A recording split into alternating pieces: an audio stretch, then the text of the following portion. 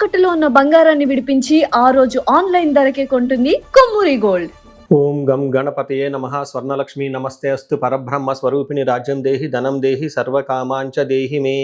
గణపతి మనందరికీ మంచి బుద్ధిని సిద్ధిని సక్సెస్ ఇవ్వాలని చెప్పేసి కోరుకుంటూ, స్వర్ణలక్ష్మి అమ్మవారు మన అందరికీ చక్కగా బ్రహ్మ జ్ఞానాన్ని కలిగించాలని, తద్వారా మనం ప్రతిదాన్ని శోభాయమానంగా చూస్తూ ఎప్పుడు మనకి దుఃఖం అనేది లేకుండా ఉండాలని చెప్పేసి, ఎప్పుడు ఆనందభరితంగా ఉండాలని చెప్పేసి అమ్మవారిని కోరుకుంటూ, అమ్మవారిని అలానే మనందరికీ చక్కగా సమృద్ధిగా ధనాన్ని ఇవ్వాలని చెప్పేసి, భాగ్యాన్ని ఇవ్వాలని చెప్పేసి కోరుకుంటూ, అంతేకాకుండా మనందరికీ రాజ్యం ఖచ్చితంగా ఒక అథారిటీ, పవరు, స్టేటస్, ఒక దర్పం అవన్నీ మనకు అమ్మవారు ఇవ్వాలని చెప్పేసి కోరుకుంటూ, వీటితో పాటుగా సర్వకామార్థ సిద్ధి, మన మనసులో అనుకున్న ముఖ్యమైన కోరికలన్నీ చక్కగా నెరవేరాలని చెప్పేసి అమ్మవారిని మనం కోరుకుందాం. సో మనం జులై మంత్ రాశి ఫలాల గురించి మాట్లాడుకుంటున్నాం కాబట్టి, జులై మంత్ చాలా ముఖ్యమైన అనేక రకాలైన విశిష్టతతో కూడుకొని ఉంది. ఇందులో మనం కొన్ని ముఖ్యంగా చర్చించుకుందాం. ఒకటి, ఈ మాసం వచ్చేటప్పటికి ఫస్ట్ 15 డేస్ నిజ జ్యేష్ఠ మాసంతో ఉంటుంది, తర్వాత ఆషాఢ మాసంతో ఉంటుంది. ఈ జ్యేష్ఠ మాసంలో చాలా వరకు పెళ్ళిళ్ళు, ముఖ్యమైన కార్యక్రమాలు ఉన్నాయి. వీటితో పాటుగా ఎప్పుడైతే ఆషాఢ మాసం స్టార్ట్ అవుతుందో ఇందులో చాలా ముఖ్యమైన పనులు అయితే ఖచ్చితంగా ఉన్నాయండి. ఒకటి మనం చూసుకుంటే గురుమూఢమి స్టార్ట్ అవుతుంది.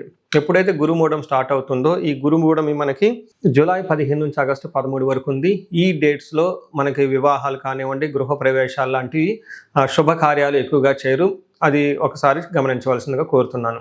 వీటితో పాటుగా మనకి ఇంకొక ముఖ్యమైనది ఏమవుతుందంటే, మనకి దక్షిణాయనం స్టార్ట్ అవుతుంది 17వ తారీఖు నుంచి. అక్కడ నుంచి ఇప్పటిదాకా ఉన్న ఉత్తరాయణం కంప్లీట్ అయిపోయి దక్షిణాయనం స్టార్ట్ అవుతుందని గమనించాలి. తర్వాత 25వ తారీఖున మనకి తొలి ఏకాదశి స్టార్ట్ అవుతుంది. దానికి ముందుగా చాతుర్మాస వ్రతం అని చెప్పేసి 4 మాసాలు ముఖ్యమైన మాసాలుగా చాతుర్మాస వ్రతం కూడా ఇందులోనే స్టార్ట్ అవుతుంది. ఇంకొకటి లాస్ట్ అండ్ ఫోర్మోస్ట్ ఇంపార్టెంట్, ఈ 14వ తారీఖు నుంచి 22వ తారీఖు వరకు మనకి మనకి ఆషాఢ నవరాత్రులు అని చెప్తారు. వీటిని ఏమంటారు? గుప్త నవరాత్రులు అంటారు, లేకుంటే వారాహి నవరాత్రులు అని చెప్పేసి చేస్తూ ఉంటారు. ఈ నవరాత్రులు కూడా ఎంతో విశిష్టత కలిగి ఉంది. పర్సనల్గా ఈ 9 రోజులు నేను కూడా చక్కగా సింపుల్గా చేస్తాను, పెద్ద హడావుడిగా చేయకుండా. ఇలా చేసుకునే వాళ్ళందరికీ ఎంతో బాగా ఉపయోగకరంగా ఉంటుంది. లాస్ట్లో ఈ మంత్ మనకి గురు పూర్ణిమతో ఈ మాసం అనేది పూర్తి అవుతుంది. ఇన్ని రకాల విశిష్టత కలిగిన ఈ మాసంలో జ్యోతిష శాస్త్రం ప్రకారంగా కూడాను 3 ముఖ్యమైన గ్రహాలు మారుతూ ఉన్నాయన్నమాట.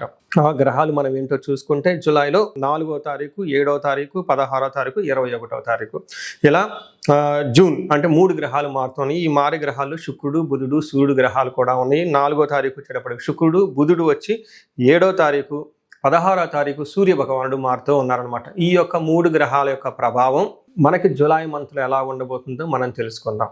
మనం సింహరాశి ఫలితాలు చూద్దాం. సింహరాశి వాళ్ళు జూలై మంత్లో 50-50గా ఉందని మనం చెప్పుకోవచ్చు. ఒక సెన్స్లో కొన్ని విషయాలు చాలా బాగుంటుంది. అయితే ప్రొఫెషనల్ మ్యాటర్స్లో మాత్రం కొంచెం ఇబ్బంది పడే అవకాశం ఉంటుంది. కొంచెం జాగ్రత్తగా ఉండవలసిన అవసరం అయితే ఉంది. కొంచెం ఆఫీస్లో కానివ్వండి, మీ పై సీనియర్లతో కానివ్వండి, నాయకులతో కానివ్వండి, ఏమంటారు, ఈగో క్లాషెస్ అంటారు అనమాట. నేను గొప్ప, డి అంటే డి అన్న వాతావరణం ఉండే అవకాశం ఎక్కువగా ఉంటుంది. ఒకవేళ మీ ఇండివిజువల్ పర్సనల్ జాతకం కూడా సరిగా లేకపోతే మీకు జాబులు పోయే అవకాశం కూడా ఎక్కువగా ఉంటుంది. ఇది గమనించుకోవాలి. మనం డీటెయిల్స్ చూసే ముందు ఇందులో ఉన్న నక్షత్రాలు ఏంటి? మఖ 1, 2, 3, 4 పాదాలు, పుబ్బ 1, 2, 3, 4 పాదాలు, ఉత్తర ఫస్ట్ పాదం అంతా సింహరాశిలో ఉంటారు.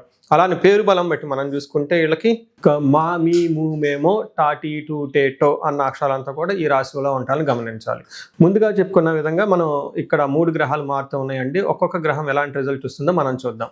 ఫస్ట్, సూర్యుడి వల్ల ధనచ్ఛేదం, విపరీతంగా ధనం ఖర్చే అవకాశం ఎక్కువగా ఉంటుంది. కుజుడి వల్ల శుచం అంటే ఎక్కడో మీ చుట్టూ కొంచెం ఇబ్బంది పడే పరిస్థితులు ఉంటాయి, అవమానాలు జరిగే అవకాశాలు ఎక్కువగా ఉంటుంది.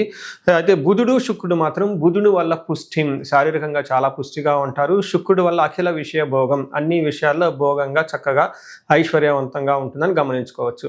దీన్ని బట్టి మనకేమో అర్థమవుతుందంటే 4 గ్రహాలలో 2 గ్రహాలు వీళ్ళకి కొంచెం ఏమంటారు, ఇబ్బంది పెట్టే విధంగా ఉన్నాయి. 2 గ్రహాలు చాలా చక్కగా ఉన్నాయని తెలుసుకోవాలి. అయితే ఈ ఫస్ట్ ఇబ్బంది పెట్టే గ్రహాలు ఎక్కువగా బిజినెస్, ప్రొఫెషన్లో, కెరియర్లో ఇబ్బంది పెట్టే అవకాశం ఎక్కువ ఉందని గమనించుకోవాలి. మనం ఇప్పుడు ఒక్కొక్క గ్రహం ఎలా ఉందో మనం చూద్దాం. ముందుగా సూర్యుడు వీళ్ళకి 12వ స్థానంలో ఉండటం వల్ల ఏమవుతుంది? సూర్యుడు 12వ స్థానంలో అంటే విపరీతమైన ఖర్చులు అయ్యే అవకాశం ఎక్కువగా ఉంటుంది. ఎక్కువగా అటు ఇటు తిరిగే అవకాశం ఎక్కువగా ఉంటుంది. అవుట్ స్టేషన్ వెళ్ళే అవకాశం ఎక్కువగా ఉంటుంది. హెల్త్ విషయంలో కూడా కొంచెం జాగ్రత్తగా ఉండటం ఎంతైనా అవసరం. సో 12వ స్థానంలో సూర్యుడు ఉంటే ఏమవుతుంది అనేది మన మహర్షులు ఏం చెప్పారంటే స్వస్థాన నాశనం చైవ బంధురోగ ధనావ్యయ ప్రాణపర్యంతం మాపత్యం అవమానం రవి అని చెప్తారు. అంటే 12వ స్థానంలో సూర్యుడు ఉంటే మన సాంస్క్రిట్ గ్రంథాలలో పురాతన జ్యోతిష శాస్త్రంలో ఏ విధంగా వివరించారంటే స్వస్థాన నాశనం చేయవ, ఉన్న పదవిలో కోల్పోయే అవకాశం ఎక్కువగా ఉంటుంది. అంటే మీకు డిగ్నిటీ కొంచెం తగ్గే అవకాశం ఎక్కువగా ఉంటుంది. ఇండివిజువల్గా వాళ్ళ జాతకంలో సరిగా లేకపోతే దశలు భుక్తులు ఏమైనా కనుక శాపాలు యాక్టివేట్ అయి ఉంటే జాబులు కూడా పోయే అవకాశం ఎక్కువగా ఉంటుంది అని గమనించాలి. వీటితో పాటుగా బంధు రోగ ధన వేహ, బంధువుల వల్ల రోగాల వల్ల ధనం ఖర్చు అవుతూ ఉంటుంది. ప్రాణ పర్యంతం ఆపత్యం, ప్రాణాలు పోయే అంత విధంగా పరిస్థితులు ఉంటాయి. అవమానాలు జరిగే అవకాశం ఎక్కువ ఉంటుందని గమనించుకోవాలి. అయితే సూర్యుడి వల్ల ఒక అడ్వాంటేజ్ కూడా ఉందండి. మీకు ఇంతకుముందు ఏదైనా హెల్త్ కాంప్లికేషన్స్ ఉంటాయి, హెల్త్ కాంప్లికేషన్స్ పై హెల్త్ ఆరోగ్యంగా చాలా బాగుంటుంది, ఇంప్రూవ్మెంట్ అవుతుంది. వీటితో పాటు శత్రువులు ఎవరైనా ఇంతకుముందు మీకుంటే శత్రువులపై ఆధిక్యత మీద అవుతుంది. అంటే ఇక్కడ సూర్యుడు మీకు మిక్స్డ్ రిజల్ట్ ఇస్తున్నారని గమనించుకోవాలి. అయితే మీకు 10వ స్థానంలో కుజుడు ఉండటంతో అగైన్ ఇది మీకు ప్రొఫెషన్, వృత్తి, మీకు రిప్యుటేషన్కి సంబంధించిన వ్యవహారంలో ఇక్కడ కుజుడు ప్రభావాన్ని చూపిస్తున్నారని గమనించుకోవాలి. ఇక్కడ కుజుడు మీకు ఏం చేస్తారంటే నిత్య క్లేశ, సదా వ్యాధి, సదా భోజన దుర్బలం, సదా సంచార ఉద్యోగం, దశమస్తేత్ భవేత్ కుజ అంటారు. అంటే 10వ స్థానంలో ఎప్పుడైతే కుజుడు ఉంటారో ఏమవుతుందంట, సదా సంచార ఉద్యోగంలో చాలా హెవీ హెక్టిక్ షెడ్యూల్స్ ఉంటుంది, డెడ్ లైన్స్ ఉంటాయి, అవన్నీ అందుకోవాల్సిన అవసరం ఉంటుంది. కొన్నిసార్లు ప్రాబ్లం అయ్యే అవకాశం ఎక్కువగా ఉంటుంది. మీ ఆర్గనైజేషన్లో లేదంటే మీ పై ఉన్న అధికారులు ఇచ్చిన ఏదైతే వాళ్ళు దిశానిర్దేశం చేస్తారో వాటిని మీరు కరెక్ట్గా అవగాహన చేసుకొని ముందుకు వెళ్ళిపోయే అవకాశం సామర్థ్యత ఉండదు. తద్వారా క్లాషెస్ వచ్చే అవకాశం ఎక్కువగా ఉంటుంది. సదా భోజన దుర్బలం, టయానికి భోజనం తినకుండా ఉంటారు. నిత్య క్లేశ, బాగా టెన్షన్గా ప్రతిరోజు ఉండే అవకాశం ఎక్కువగా ఉంటుంది.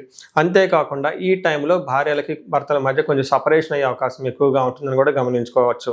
సో ఇప్పుడు చెప్పిన 2 గ్రహాల్లో కుజుడు మాత్రం కొంచెం బాగా ఇబ్బంది పెడుతున్నారు, సూర్యుడు మిక్స్డ్గా ఉన్నారని తెలుసుకోవచ్చు. అయితే బుధుడు వీళ్ళకి 11th హౌస్లో 11వ స్థానంలో బుధుడు ఉండటం చాలా యోగ్యతను ఇస్తుంది. కమ్యూనికేషన్ విషయంలో, చుట్టాల దగ్గర విషయంలో సంబంధించి కానివ్వండి. మనకేం చెప్తారంటే ధనలాభం, మనసులో సఖం, బంధు కీర్తి, సంతాపం, గౌరవము, అంటే బంధు ప్రీతి రథోపేతే అని చెప్తారన్నమాట. అంటే తృప్తికరంగా ఉంటుంది, బంధువులతో బాగుంటుందని మనకి జ్యోతిష శాస్త్రంలో వివరించడం జరిగింది. ముఖ్యంగా అండ్ లాస్ట్ మోస్ట్ ఇంపార్టెంట్ గ్రహం శుక్ర గ్రహం. శుక్రుడు మీకు జన్మ రాశిలో ఉన్నారు. జన్మ రాశిలో శుక్రుడు ఉంటే చాలా బాగుంటుంది, ఐశ్వర్యవంతంగా ఉంటుంది అని చెప్పుకోవచ్చు. శుక్రుడు ఎప్పుడైతే జన్మరాశిలో ఉంటుందో ఎలాంటి రిజల్ట్ ఉంటాయంటే అర్ధలాభచ్చ సౌఖ్యం, పరస్త్రీ సంగమం, తదా యత్న కార్యానుకూలత్వం, జన్మరాశికే భృగునందనే అంటారు. అంటే ఎప్పుడైతే జన్మరాశిలో శుక్రుడు ఉంటే వాళ్ళకి ఏం జరుగుతుందంటే అనుకున్న కార్యాలను నెరవేరుతూ ఉంటాయి. పరస్త్రీ సంగమం అంటే కొత్త స్త్రీలతో పరిచయాలే అవకాశం ఎక్కువగా ఉంటుంది, వాళ్ళ ద్వారా లాభం ఉంటుంది. ఇన్ కేస్ లేడీస్ అయితే కొత్తగా మీకు పరిచయం అయ్యే అవకాశాలు ఎక్కువగా ఉంటుంది. జెంట్స్ ఎవరన్నా వాళ్ళ ద్వారా లాభం ఉండే అవకాశం ఎక్కువగా ఉంటుంది. అర్ధలాభం అంటే ధన ప్రవాహం ఉంటే టోటల్గా సౌఖ్యం, కంఫర్టబుల్గా, లగ్జరీగా ఉంటారు. ఫిజికల్గా మీ యొక్క ఇంట్యూషన్ చాలా స్ట్రాంగ్గా ఉంటుందని గమనించుకోవచ్చు.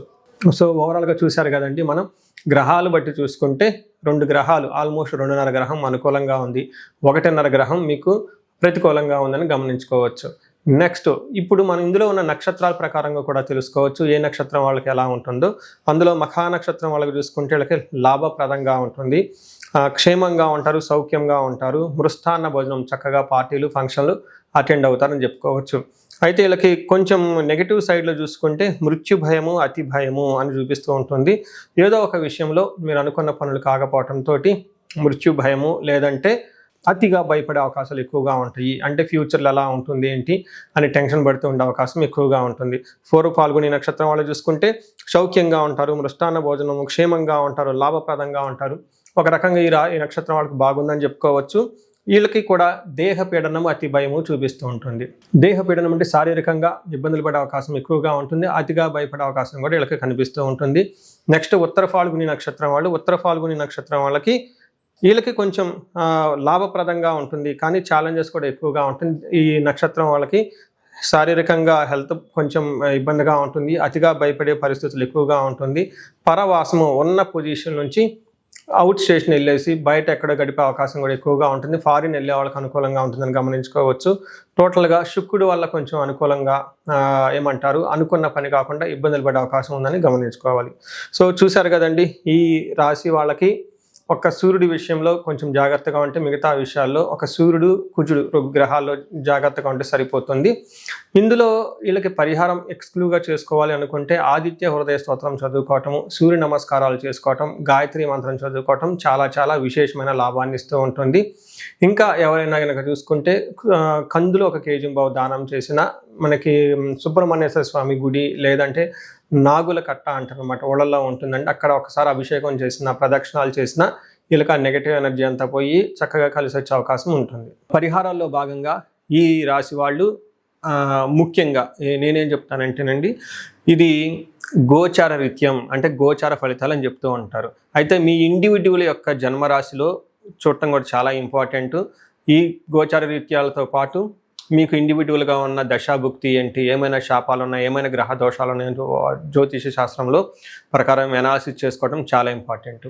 ముఖ్యంగా ఎవరికైతే ఏజ్ 40 years ±5 years ఉంటుంది, అంటే 35 to 45 years ఏజ్ ఉండి మధ్యలో మీకు ఎక్కడైనా కనుక కెరీర్లో గ్యాప్ వచ్చినా, లేదంటే అనుకున్న పనులు కాకపోతున్నా, మధ్యలో స్టాగ్నేటెడ్గా అనిపించినా, లేదంటే ఏదైనా ఒక గందరగోళమైన పరిస్థితి, కయోటిక్ పరిస్థితుల్లో మీరు ఇన్వాల్వ్ అయ్యారు, తెలవకుండా అవుట్ ఆఫ్ యువర్ కంట్రోల్ వెళ్తూ ఉంది అనుకుంటే ఖచ్చితంగా మీ జన్మ జాతకం చూపించుకోవడం చాలా చాలా ఇంపార్టెంట్.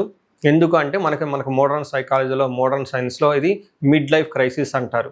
కానీ జ్యోతిష శాస్త్రం దీనికి చాలా విధాలైన పరిష్కారాలను చూపిస్తుంది. ఈ టైంలో 2 ముఖ్యమైన విషయాలు జరుగుతూ ఉంటుంది. అలా మీ గ్రోత్ కనుక ఆగిపోయి ఉంటే, ఫస్ట్ మీకేమైనా శాపాలు ఉన్నాయా, ఆ శాపాలు ఈ టైంలో యాక్టివేట్ అయ్యా అని చూసుకోవాలి. రెండోది, ఈ టైంలో మీకు నడుస్తున్న దశాభుక్తుల యొక్క గ్రహాల యొక్క ఏమైనా దోషాలు ఉన్నాయా, ఈ 2 కారణాలు ఏంటో తెలుసుకొని వాటికి సంబంధించిన విశ్లేషణ చేసుకొని చక్కటి పరిష్కారాలు చేసుకొని పరిహారాలు చేసుకుంటే లైఫ్ 10 అంతలు ముందుకెళ్ళే అవకాశం ఎక్కువగా ఉంటుంది. నా దగ్గరకు వచ్చే క్లయింట్స్లో ఎక్కువగా ధనానికి ఇబ్బంది పడుతున్న వాళ్ళు స్వర్ణలక్ష్మి విశేష హోమం చేయించుకుంటూ ఉంటారు. శత్రు బాధలు విపరీతంగా ఉన్నవాళ్ళు మనకు వచ్చేటప్పుడు చండీ హోమం చేయించుకుంటూ ఉంటారు.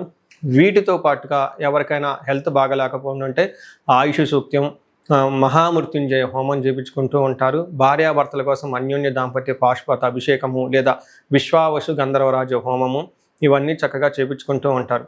ఎలాంటి పరిస్థితులు మీకున్నా, ఎలాంటి సమస్యలు మీకున్నా, లేదంటే ఎలాంటి క్లారిఫికేషన్ మీకు కావాలనుకున్నా కానీ, ఫ్యూచర్ గురించి ప్లాన్స్లో కన్ఫ్యూజన్ ఉన్నా కానీ ఒక్కసారి మీ జన్మ జాతకం చూపించుకొని ఆ జాతకంలో ఏ ప్రకారంగా ఉందని తెలుసుకొని చక్కటి పరిష్కారాలు చేసుకుంటే లైఫ్ అనేది 10 అంతలు ముందుకెళ్ళే అవకాశం ఉంటుంది. మీ అందరికి అష్టైశ్వర్యాలు కలగాలని, భోగభాగ్యాలు కలగాలని చెప్పేసి నేను కోరుకుంటున్నాను. నమస్తే.